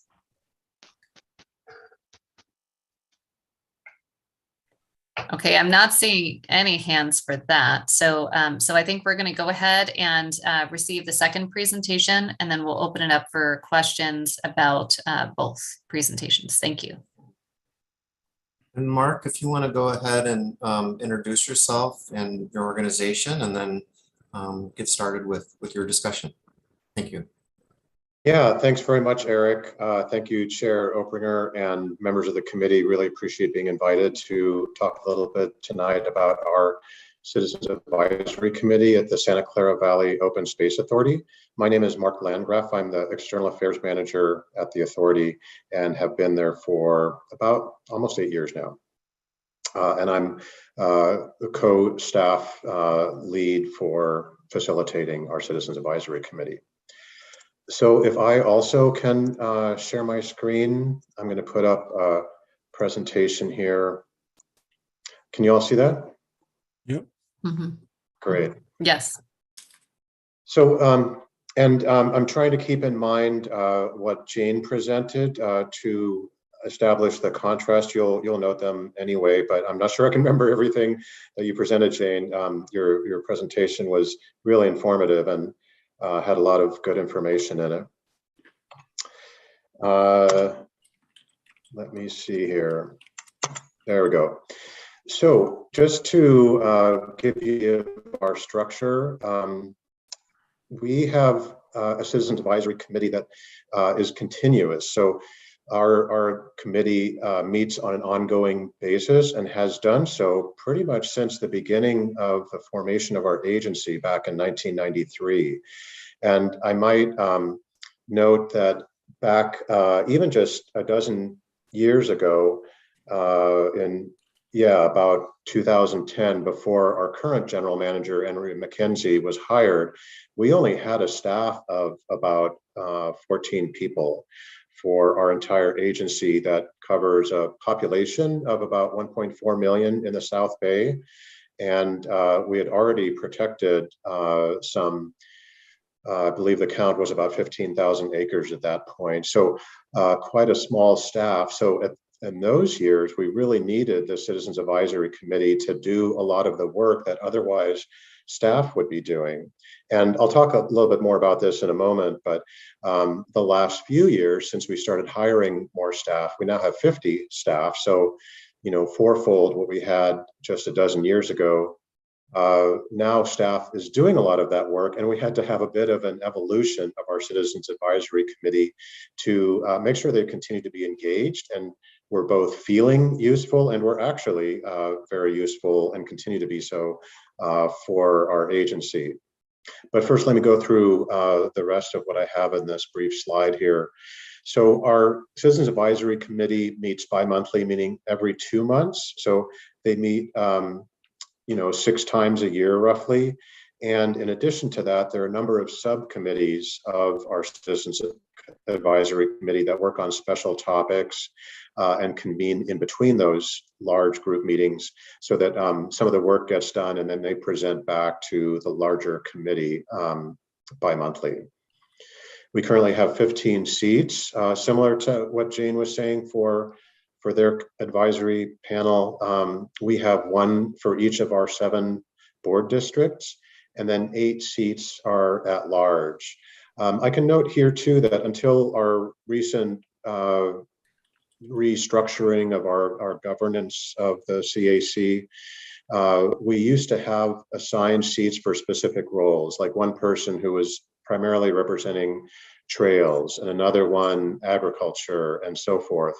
But we decided that because people bring so many different values to our committee, that they shouldn't be, in a way pigeonholed to those specific topics. We do still have, interest in bringing expertise from those topical areas to our CAC, and we do that through the application process, but people aren't pegged sort of at a certain function. Our Citizens Advisory Committee members have 2-year terms. There are no term limits. They are elected to our Citizens Advisory Committee by a vote of the board.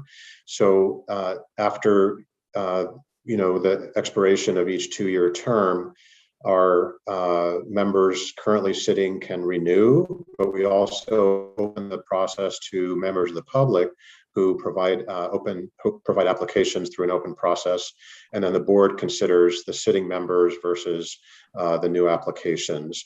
That is the case for the 8 at-large positions. For the board districts, we have the relevant board member bring forward their proposed candidate, and then the full board votes on that candidate. I also want to point out, and I'll talk about this a little bit more later as well, that we have an annual work plan for our Citizens Advisory Committee. There are currently 9 items on that work plan, and it's done in parallel with development of our agency work plan so that they're aligned. The objectives for the CAC align with the objectives for the agency so that they're contributing to, very real-time issues. So the objectives of our Citizens Advisory Committee are to be the eyes and ears and really mouth, but I didn't want to put that in here because that sounds a little awkward, but they are our eyes and ears of the agency. And so it's a bi-directional communication that we're really after through our Citizens Advisory Committee members. It's both outreach to the community, and that happens through, their participation in booths and events, or they're going to present at community meetings, neighborhood association meetings, bringing their network up to speed on what we're doing at the agency and what we are interested in hearing about. And then from those meetings, from their participation in public events, they then also bring back inputs from the community and of course their own opinions as well. They advise our board on policy, on public engagement, and on projects. Probably the first 2 are relatively straightforward. Projects tend to be capital improvement projects like new trailheads, trails, both on specifics about location and amenities at those, but then also about the process and how we engage the public. So our CAC is also very importantly building awareness about our agency, what our accomplishments are, what we do, especially to those audiences we hope that we have less contact with over time.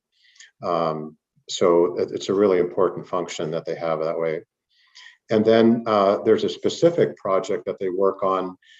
We have an urban open space grant program where we provide funding to community organizations, cities, the county, schools, and school districts. And currently that cycles about every 1.5 years that there's a public process for those competitive grants. And we receive applications. Our CAC reviews in a public meeting all of those applications and the comments from the project proponents. And then the CAC makes recommendations to our board on those urban grant projects. An example of our work plan is shown here. It's a little bit of an eye chart. I don't know how easy that is to read, but I can also send information afterwards if that is helpful on the current 9 objectives that we have in our work plan. Each objective, as I mentioned, aligns with the agency work plan. And within those, we have specific goals for the CAC to meet, and then potential tasks within each of those objectives. And those tasks are potential only because some of them we haven't figured out yet exactly what they're going to be doing or what suggestions they might have for tasks that they could be doing. So staff and CAC work those out together and then fill in the details over time. And that is my presentation. So it's just a very basic overview, but with that, I will turn it back to you, Madam Chair, and happy to answer any questions as well. Great, thank you so very much. So we have our 2 presenters that are here. So we've received the 2 presentations. Thank you, Jane. Thank you, Mark. And so I'm going to open it up to the Parks Advisory Committee members first to see what questions you have or suggestions. And let's see. So looks like Irene is going to start us off. Thank you both for your presentations. I'm curious, especially Mark, it sounds like yours is ongoing. The other one was for a specific purpose.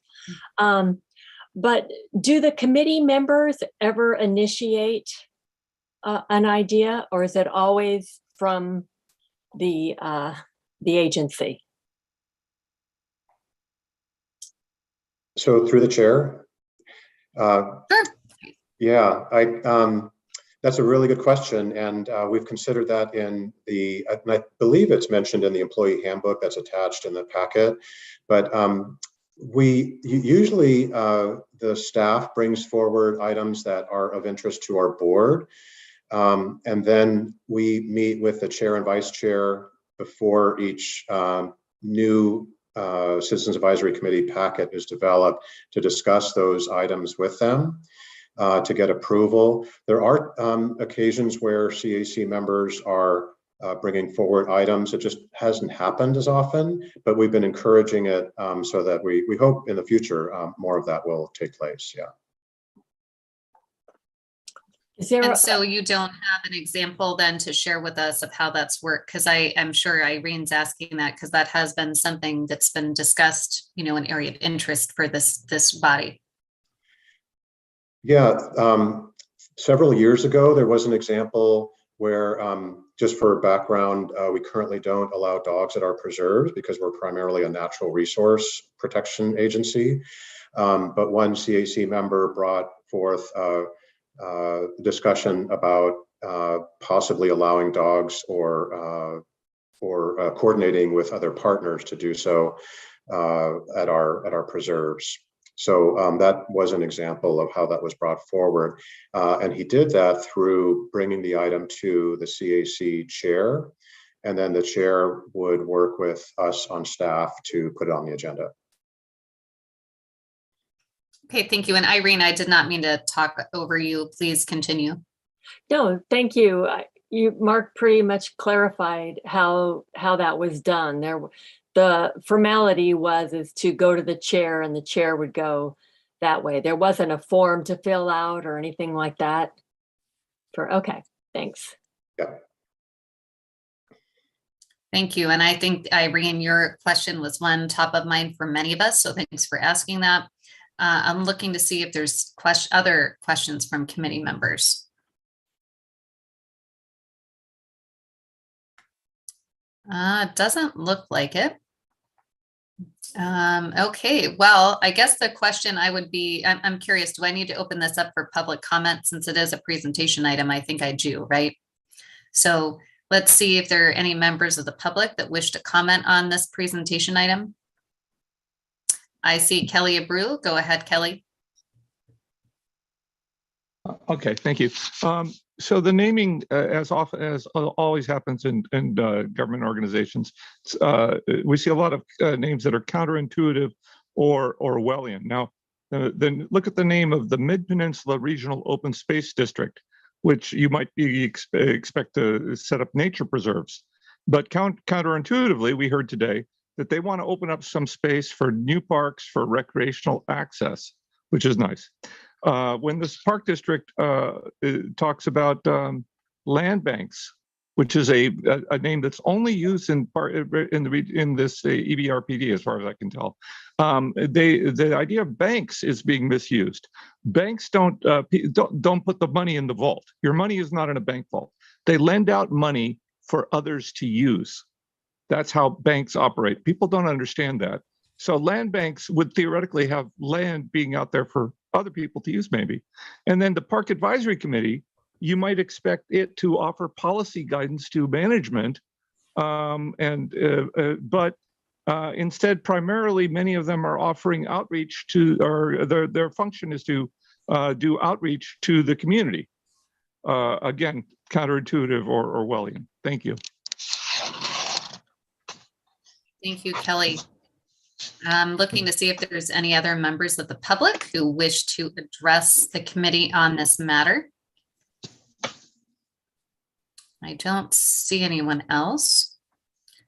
Okay, so I'm going to bring it back to the, oh, excuse me. So I see Vice Chair Tsutsui has your hand raised. Please go ahead.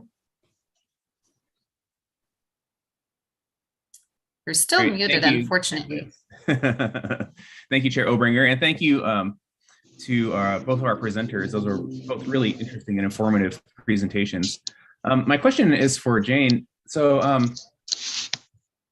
it does the Mid-Peninsular Open Space have a standing committee similar to this committee, a Citizens Advisory Committee or a Parks Advisory Committee?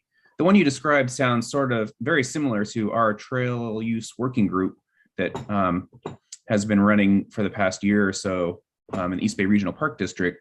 And so my first question is, do you have sort of a standing advisory committee similar to this one? And if so, how does that sort of operate and get its charge or its mandate? And then second, this sort of one-off committee that you described, or the working group you described, is that something that Midpen envisions sort of doing for other issues on a recurring basis in the future? So, having these sort of ad hoc committees pop up for a year or two to deal with issues and then dissolve again. Thank you. Sure, happy to answer the question. So the first question is, does Midpen have standing committees? No, we don't. So, which is one of the issues we had with the controversial project that we were doing with the new Trailhead parking area at our La Honda Creek Open Space Preserve. There was no forum for this dialogue to happen between our board members, our staff, and the community. So that was why we piloted the formation of this ad hoc, limited term, 9-month process with the community. And it is something we would like to apply to other complex planning processes. So in fact, we are going to be forming a new public access working group for our preserve. There's a new area that we are planning and hoping to open to the public at our Windy Hill Open Space Preserve in the town of Portola Valley. Of course, there's a different community, different political environment, but certainly the same principles and the framework of developing this new public access working group for this preserve would still apply. We're definitely going to tweak the model and hopefully make it another improved, successful working group. Great, thank you. Thank you. Is there anyone else who has a question or a comment about this? Yes, Luana? Okay, this question is for Mark. I saw within, as far as your advisory committee handbook, there was mention just as far as in the background and formation of the advisory committee about membership and working towards it reflecting the cultural and the ethnic diversity of the population within the authority's jurisdiction. So what are some of the different actions you've taken over the years to promote this, and what has been successful? Yeah, through the chair. Thank you very much for the question. And it's not been something that's been easy for us to do over the years. One thing that we do is just we have increasing emphasis at our agency as we put messages out to the public through all of our communications channels that representation of the diversity in our community is very important. We have also then used other means for distributing the information about vacant seats of our CAC and the application link through ethnic media and through other channels with our social media channels through some of our board members who have networks that reach well beyond our own communications. So we've used methods like that to promote the vacant seats in our Citizens Advisory Committee. We've also, through the 7 at-large seats, we have had board members who bring forward candidates who are often representative of the communities that they serve.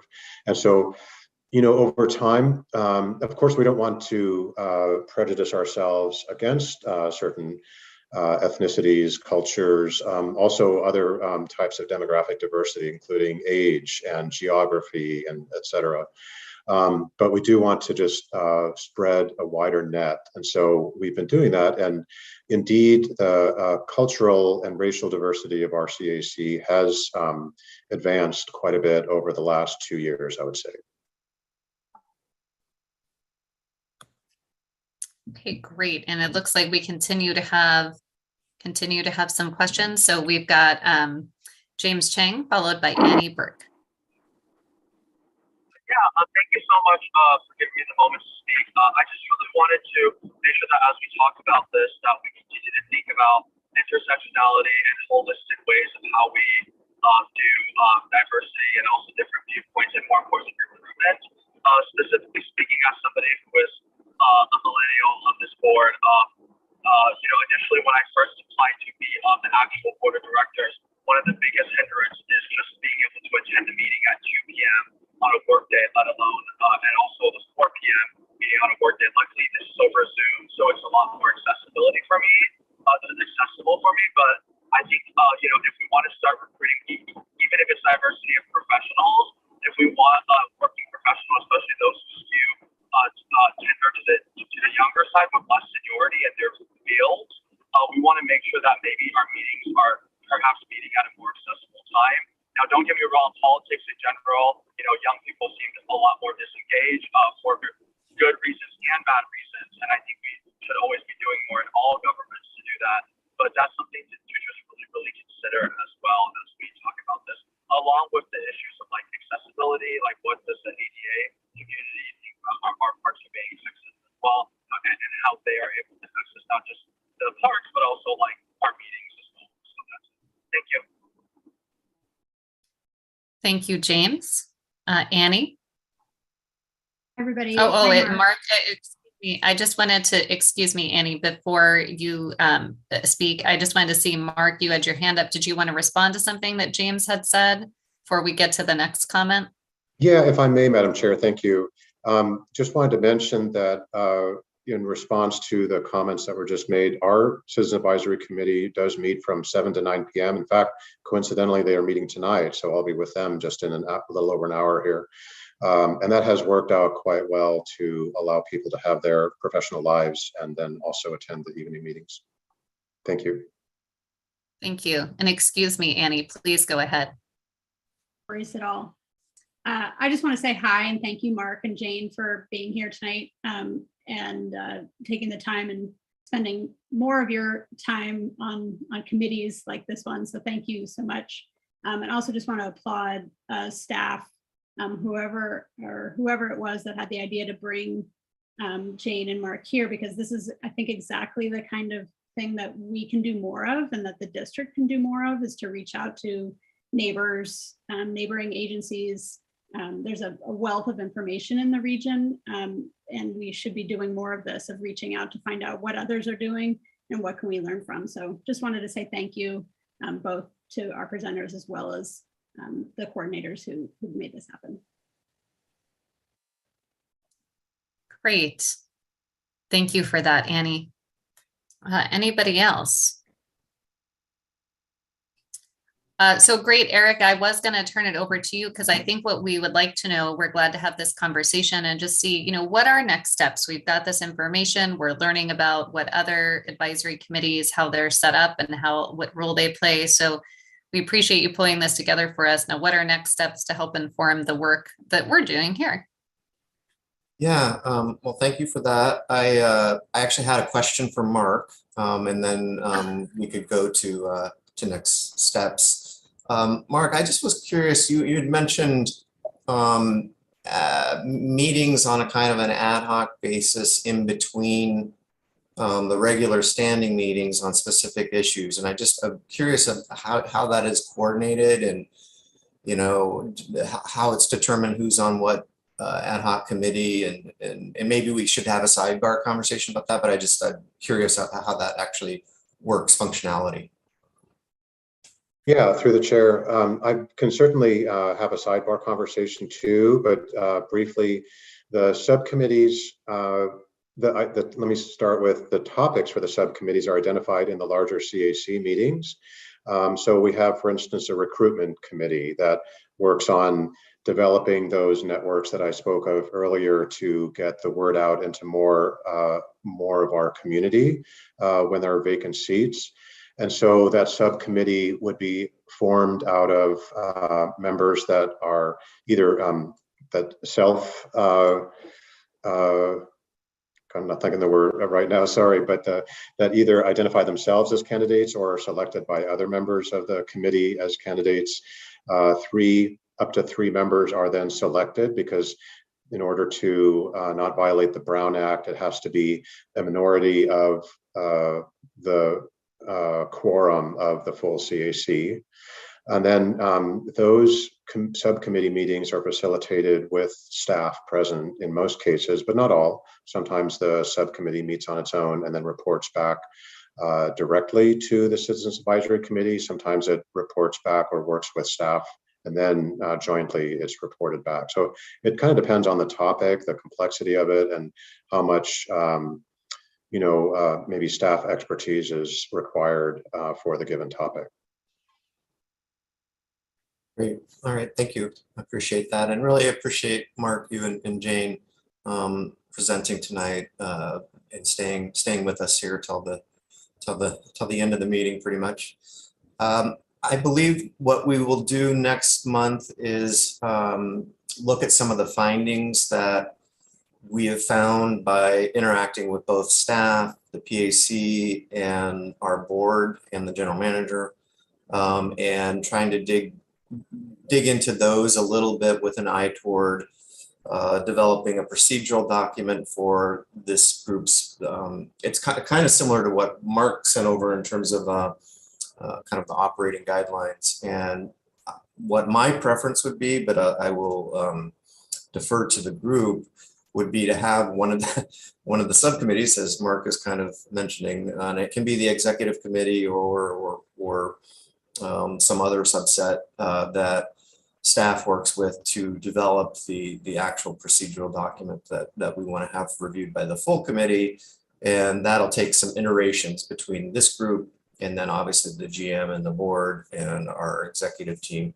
But we should get started on putting pen to paper and developing a roadmap for the PAC's future. That sounds good. And so do you need us tonight to provide some direction to send this, or would that be after the next meeting when we would then send something to the executive committee meeting potentially, or how do you suggest we decide that, Eric? I would prefer direction at the next meeting, and at the next meeting I can present the findings as kind of where, so you all can see where the different parts of the organization are at, and then that can help inform future direction.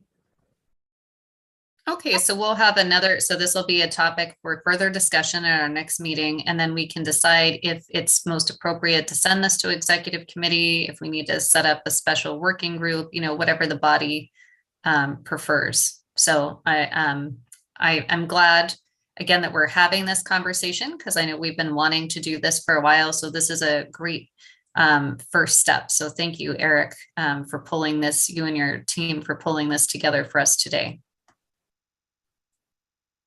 So I think, oh, it looks like Director Lane, you'd like to say something? Well, I don't know what your plans are for the year.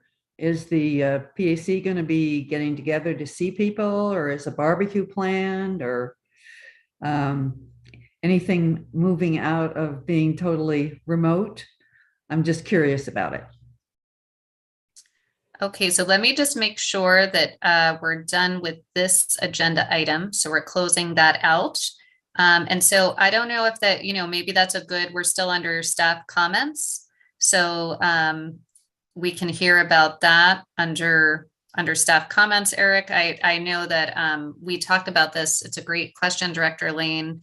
We talked about this last month. I don't know that there's been a process yet put into place to determine when we would be going back. I do know, though, that many of us have had the chance to participate in some in-person field trips at least. So Eric, do you have any suggestions or, you know, anything you're going to be bringing to us so we can decide that maybe at our June meeting when we're going back in person or hybrid, or what the body might want to do? Well, I think we should have a discussion about it. And I also need to have some direction from the general manager. So this is a good reminder to check in with her. My sense from the conversations that we've had in the past is that folks were interested in potentially keeping a hybrid, particularly for those who are coming from long distances. So I think probably warrants a little bit more of a structured discussion from the group. Okay, so let's plan to have that conversation pending, you know, information that you have from the general manager at our June meeting, so that we can talk about that. Okay.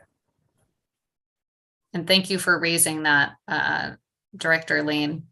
Is there anything else, Eric, under staff comments that you wanted to share with us?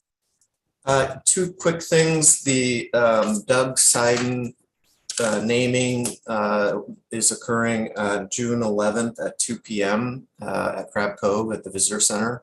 So for those of you who know Doug, he is planning to attend, and if you'd like to join. And I can ask Flora if she could send around there's a flyer on the event that we can send around to the group. And then the second item is a little bit more complicated, but I think we're going to need to send out a doodle poll. In speaking with the chair and when speaking with our general manager, there is a hope and frankly a desire to have a special PAC meeting sometime between July 22nd and August 2nd to discuss our proposed capital improvement plan. The board is reviewing at a study session on the 22nd, and then are hoping to have something before them on the 2nd. And in the interim, the general manager would like the PAC to have the opportunity to review and make comment. And so it's a pretty tight window, and we can send around a doodle poll on that. But hopefully we could get a quorum of folks to hear a discussion about the capital improvement plan. Okay, thank you. All right, I think that's it for staff comments. Are there any committee members? This is item 7 now that we're moving to, who would like to make any comment? Igor. Mute. Here we go, unmuted. Erica, if you are able to make the information available to us before the meeting that you're talking about having the special meeting, that would be very helpful. I would imagine it would take a little bit of concentrated focus to read through and understand what it's about. So would be helpful to have a little bit of lead time to do that on that. So that's not really what I was going to comment on. But what I really wanted to say was that there's an election going on right now, as you all know. And on the ballot in Martinez is a proposal to for the city of Martinez to purchase basically a little range of hills called Alhambra Highlands for park and open space. It's a proposal to tax the citizens of Martinez a certain amount per parcel and do a bond issue, if you will, and buy this. The developer has rights to build houses on there. And he said, well, if you pay me, I'll just withdraw that and you can make it into open space. So that's what's happening right now. Martinez thought that was kind of an unusual situation.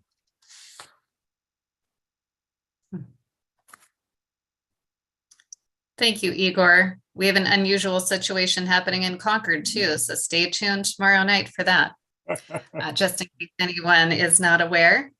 Let's see, is there anybody else who would, okay, looks like Vice Chair Tsutsui. Just very quickly, we had a really nice board field trip a couple weeks ago to Point Pinole, and it was nice to see many of you there, and really excited to see proposals coming together about a potential visitor center sometime in the future. Still at the very, very beginning stages of that, but I'm really excited to see that sort of moving forward. Thank you. Anybody else? Andrew. Thank you. In my other role in the parks, I'm the curator of the Railroad Museum at Arnoldwood. Arnoldwood has a railroad museum that few people know about. We recently acquired what's right behind me in this picture, if I can move my head enough. That came in last night. That is our first resident steam engine. Should be operating in about 2 to 3 years. We have to rebuild it. But what I wanted to invite people to is sometime in July, and we're coordinating with district as to when, we are having a golden spike ceremony for a recently completed loop. And I'd like anybody who wants to come. So let district know if you're interested, or you can send me an email. And that's what I had to say. Thank you. Thank you for letting us know, Andrew. Anybody else? Okay, I don't see any other hands. So we're going to go ahead. So report from the chair. So I think, we haven't had any board committee meetings, although we might, right, whenever, as we are preparing to, further hopefully define our role. But in the meantime, I wanted to utilize this time to invite, if she's still available, our newest commissioner, Luana Espana, to introduce herself if she would like, and just wanted to welcome you, and if you would like to say a few words, and if not, you don't have to, but just wanted to give you the opportunity. Yeah, my name is Luana Espana. I'm a resident in San Leandro, and I'm happy to be able to represent that area and be part of the PAC. And I grew up here running in the hills and hiking as a kid, and even attending summer camp over in Lake Chabot. So just happy to be here and to support the parks. So, and learn more from everyone here. So yeah. Great. And who appointed you? Are you appointed by a board member or by an agency? By Ellen Corbett. Oh, great. Okay, so Director Corbett. Okay, got it. Well, we just want you to know that you're welcome, and yeah, we look forward to your continued participation here. And so we don't have any, so that was item number 8. There's not that much to report, obviously. Board committee reports, we don't have any. Eric, just help me. Do we have any old business? Because I really don't think that we do at this point. No, I don't think that we do either. Yeah. Okay, great. Well, and I don't think we have any new business at this time, because that was raised, Director Lane talking about our, when are we going to go back in person? So with that, I just want to thank everyone for your time this evening. And I think we will adjourn the meeting. So thank you so much, and we will see you next month. Take care. Take care. Thank you, Chair. Thanks, everyone. Thanks, everybody. Thank you, everyone.